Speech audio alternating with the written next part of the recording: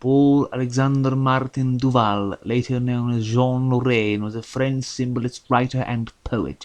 Born in 1855 in Fécamp, Normandy, described as a sensitive child with a close attachment to his mother, he studied at the boarding schools in Vannes and Arcueil until 1872, served in the army in the 12th Hussars Regiment in Saint-Germain-en-Laye, and then proceeded to study law in 1876.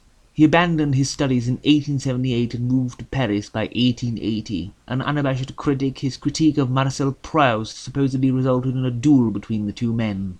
He wrote stories and novels of Satanism, drugs, and perversions, along a quantity of travel writing, and died in Paris in 1906 aged 50. The Soul Drinker and Other Decadent Fantasies is a collection of dark fairy tales and pseudo-historical fantasies. However, the collection begins with a handful of quote-unquote French stories which are at odds with the majority of the collection.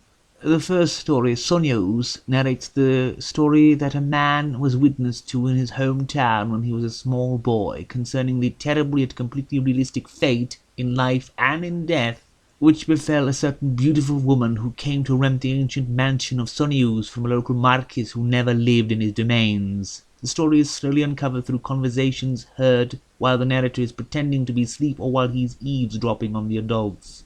The unknown woman tells of a particular woman who at certain times cannot restrain her urges and finds a very particular type of man for her escapades, whom she then chooses to pay for their effort.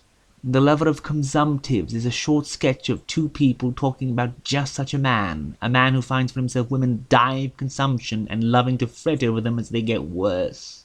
The Soul Drinker, although being the title story, is not the best, and in fact it almost turned me off from the collection. It is basically the story of a man who runs away from a woman in Paris only to fall in with another woman, and honestly it feels like there's not much atmosphere or point there to begin with. Ophelius, better than the previous, is the final French story in this collection, having the protagonist summoned to his ailing friend by a former lover. A woman he hates more than anyone else, and who's been taking care of his rambling, mentally unstable friend, who seems to be burning himself out mentally as a result of an unreachable and unquenchable obsession. Hylas is one of Lorrain's undateable pseudo-historical fantasies of a young child escaping from a palace to find adventure on the road, though it sort of ends and it doesn't really do anything with the concept. Day's End is another undateable fantasy describing the aftermath of a group of Hippodrome racing team fans in ancient medieval Byzantium ransacking the imperial palace, killing everything in sight. The following 6 stories represent the best of the collection, being mostly fairy tales without happy ends and with dark, perverse turns. The Legend of the Three Princesses gives us 3 princesses holed up in a separate wing of the royal palace, catered to by blind servants, so frustrated by their isolation that they do not care whether a man is a barbarian or a deserter as long as he is a man. A Bohemian Tale gives us a duchy beset by the maddening tunes of a piper with supernatural abilities who is able to drive women away from their homes seeking affairs, and send men on holy pilgrimages at the same time. Princess Ophelia is the story of a deaf-mute princess denied a happy end, while the Marquise de Spolette is the tale of a woman who oversteps her boundaries when flaunting her debauchery and power over her aging husband.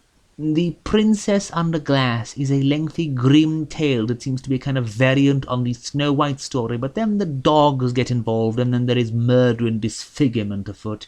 Finally, The Mandrake is the story of a queen giving birth to a human-like toad, or a toad-like human, and the horrid life she leads after it is supposedly killed, including turning to the dark arts and living in self-imposed exile in the country while the king chooses another woman to occupy his time, with an ending that is both a redemption and a tragedy. A very interesting collection, the latter half of the book being what I had hoped Catull Mendes's Bluebirds would be and wasn't. Definitely worth your time to seek out.